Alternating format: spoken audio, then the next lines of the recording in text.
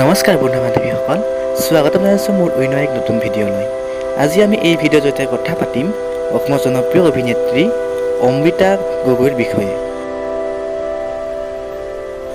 বন্ধু বান্ধৱীসকল, ভিডিঅ'টো স্কিপ নকৰাকৈ শেষলৈকে চাব আৰু যদি ভিডিঅ'টো চাই ভাল লাগে তেনেহ'লে লাইক, কমেণ্ট, শ্বেয়াৰ আৰু ছাবস্ক্ৰাইব কৰিবলৈ নাপাহৰিব। ব'লক তেনেহ'লে আজিৰ ভিডিঅ'টো আৰম্ভ কৰোঁ।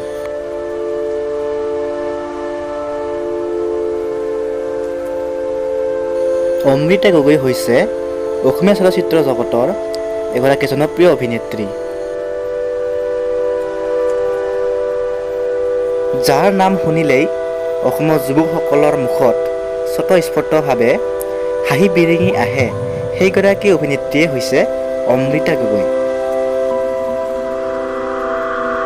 2015 চনত মুক্তিপ্ৰাপ্ত অহেতুক নামৰ অসমীয়া চলচ্চিত্ৰখনৰ জৰিয়তে তেওঁ চলচ্চিত্ৰ জগতত প্ৰৱেশ কৰে।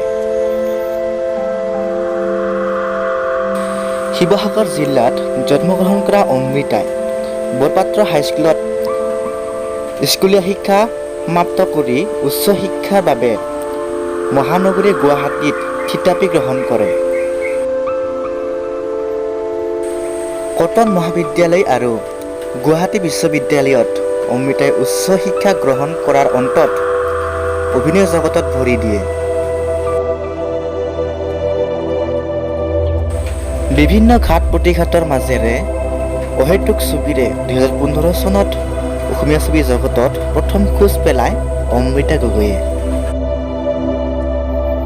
2016-17 বৰ্ষত হেঙুল থিয়েটাৰত কৰা অভিনয়েৰে ভ্ৰাম্যমাণ থিয়েটাৰত প্ৰৱেশ কৰে অমৃতাই।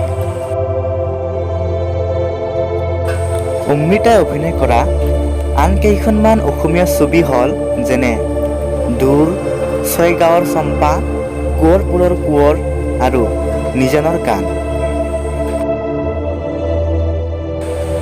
তেওঁৰ প্ৰথমখন অসমীয়া ধাৰাবাহিক ৰাগিনীয়ে দৰ্শকৰ বিপুল সমাদৰ লাভ কৰিছিল।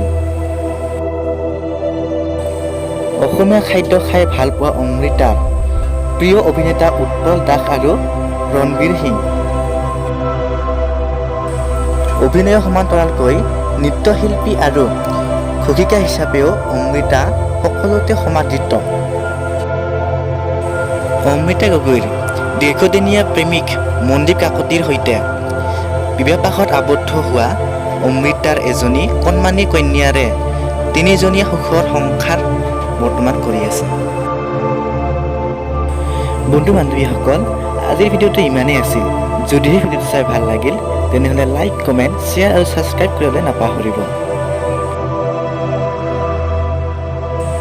আকৌ এটা নতুন ভিডিঅ' লগ পোৱাৰ প্ৰতিশ্ৰুতিৰে আজিলৈ ধন্যবাদ।